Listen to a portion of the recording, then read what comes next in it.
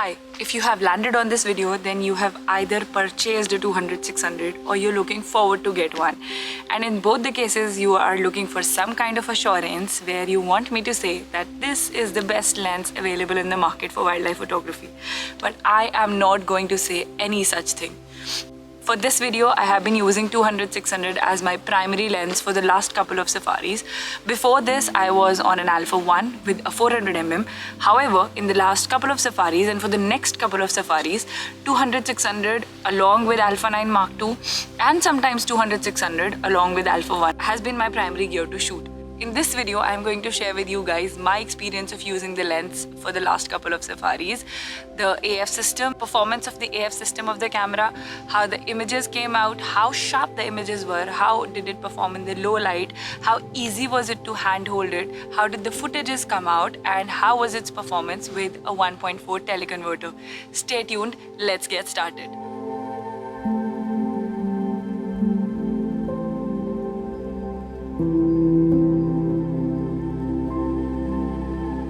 So here we are in the field trying our hands on the 200-600. Actually, I have tried my hands on 200-600 a lot of times in the past, but today I'm using it as my primary lens along with sometimes with A9 Mark II, sometimes with A1 and with this Ninja 5 Plus here. And I've got a chance to shoot a couple of interesting images with the jackals and the kingfishers, and now I'm waiting for the deers to come closer. But till the time, I'm going to give you a quick intro about how the lens is and how the lens looks and how has been my experience so far. So here is the lens. The build of the lens is pretty solid. The barrel of the lens is pretty solid. Then you have the hood, which is made of plastic, and here it is all rubber. So it's kind of pretty convenient to clean the hood here, because in wildlife it's a lot dusty all the time. So you can simply take a cloth and clean it from inside because it's total plastic. So it's very convenient to handle. You can simply mount the hood here and lock it. Its filter thread is about 95 mm. Then there is this G logo, the Sony G logo. Now this is not a G Master lens. The G Master lenses are the top end lenses of the Sony lineup, but it is a G lens. Again, it doesn't mean that it performs less or something like that, but it's just not a G Master, so don't confuse it with a G Master. Then here you have the option to change the focal length of the lens. Now the best part is that in a lot of the counterparts of this telephoto lens, you have to rotate the entire ring. But here in the 200-600, the entire motion is from 200 to 600 is covered under 90 degrees. So when you're shooting like this, it's about your movement of your thumb, that is all. So that way it's pretty convenient. Just slightly moving the thumb and you'll be able to change it from 200 to 600. This is a 5.6, 6.3 lens, which means on the base focal length, it's the widest that it can go is 200, and there it is 5.6. And when you proceed further and zoom into the subject more, then your focus, then your f number automatically changes to 6.3. Now this doesn't mean that on 600 it is 6.3. Once you go beyond 300, it automatically switches to 6.3, and you cannot shoot on 5.6 once you are kind of past 300. You have these buttons which are customizable. I usually keep them switched off because when I'm on the beanbag, at times if they're pressed by mistake, I don't want it to mess up with my settings. But you can customize these buttons in the custom settings of your camera. Then there is this ring, which is the focusing ring. Again, if you are in the manual focus, then you can simply rotate this ring to focus. So the first one is the focal length and the second one is the focusing ring. A lot of times we are not in the habit, because this placement is that the focal length is after the focusing ring. But once you start using the lens, you'll be pretty much in the habit of doing it. Then you have the lens collar here, which is pretty convenient to handle. It can simply be removed by rotating this here. You can simply detach the lens collar from here. If you want to rotate the lens collar, then simply move this ring along and just rotate it very conveniently. It's super smooth to operate that way.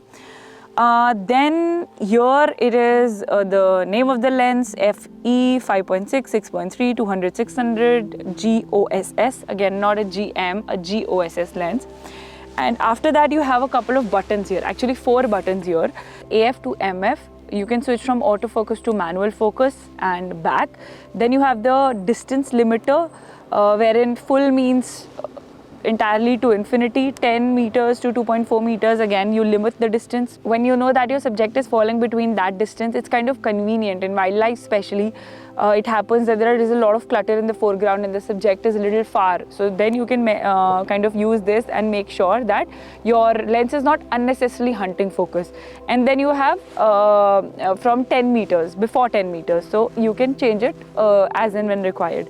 Then you have the optical steady shot to stabilize if you're shooting handheld. So you can simply switch it on or off depending on your requirement if you want a stabilizer or not.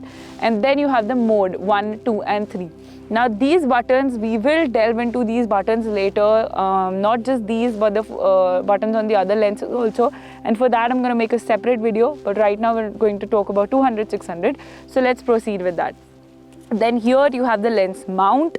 The white dot here is to signify from where you have to mount your camera. It's kind of convenient for the beginners to understand from where you have to mount your lens and your camera.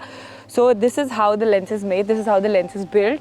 As per the weight, the lens is not that heavy if you compare it to other super telephoto lenses in the wildlife lineup in all the other brands, because I understand that if you're starting wildlife or maybe you're looking at this lens for the first time, you might see that the lens is like long and bulky, but the best part is as compared to its other counterparts, it's considerably lightweight and you can conveniently shoot handheld once you're in the habit of it. Now my favorite part of the lens is its internal zoom. So when you move from 200 to 600, the lens barrel is not going to extend. So now I'm testing the 200-600 for low light. I have a crested kingfisher in front of me and I want to see how the lens performs in low light still. So A9-2 with 200-600 and I have 6.3, 600 mm.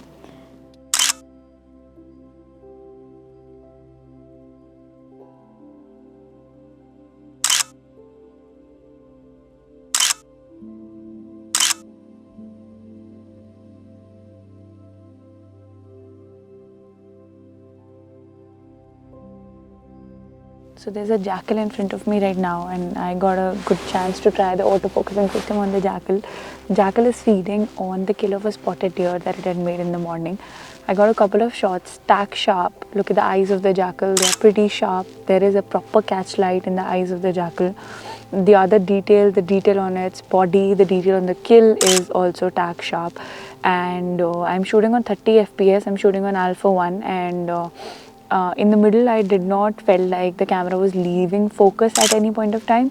In fact, before this, I got a chance to shoot a very fast moving subject, a kingfisher. There also I was shooting compressed RAW, 30 FPS and 200-600 maintained a good focus on the kingfisher. At no point I felt as if the air system was failing or it was not performing well. So it was considerably fine. Let's go further and see what we find. So right now I have a tiger sitting in front of me and I'm shooting with a 200-600 handheld on an A9 Mark II. And so in good light, this is pretty convenient to handhold.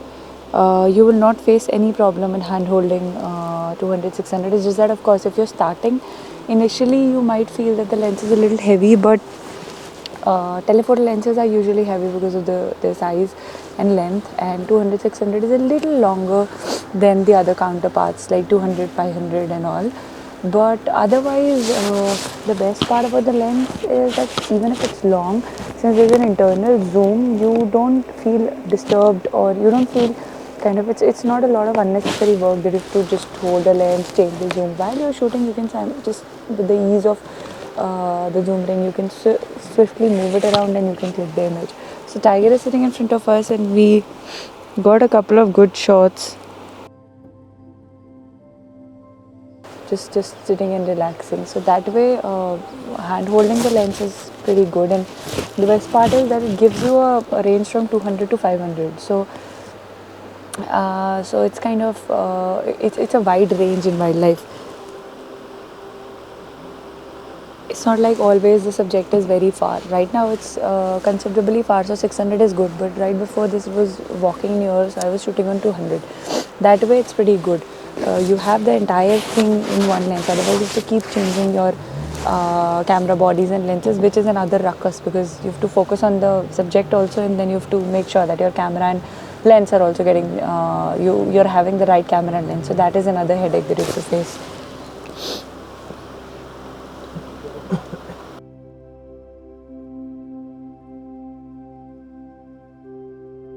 So we've got some interesting shots of the egrets here, and they are feeding on something, the insects and the seeds inside Jidras. I've got some interesting shots on the 1.4 teleconverter. It of course gives you a crazy reach that is there. Besides that, the images have come out sharp. I'm shooting on f9. The images have come out really sharp. Here in this particular image, where there's totally green foreground and background, the eyes of the egrets are very sharp. The catch light is pretty much visible in the eye of the egret. And the light is considerably low. You can see in this particular video, the light is considerably low. So with the TC, it's pretty much compatible with 1.4. Of course, f9 is one of the issues, but if now this is an A9 Mark II, so if you're using a camera which is performing fine in low light, then 200-600 will be good. And the best part is that I cannot see any problem in the autofocusing system with the 1.4 TC. Of course, you're adding an additional glass in the middle of the lens and the camera, but the autofocusing system is not at all taking a hit, which is an advantage. So here I'm gonna end the video, be with the egrets, take a couple of more good shots, and I'm gonna see you in the next video. Thank you.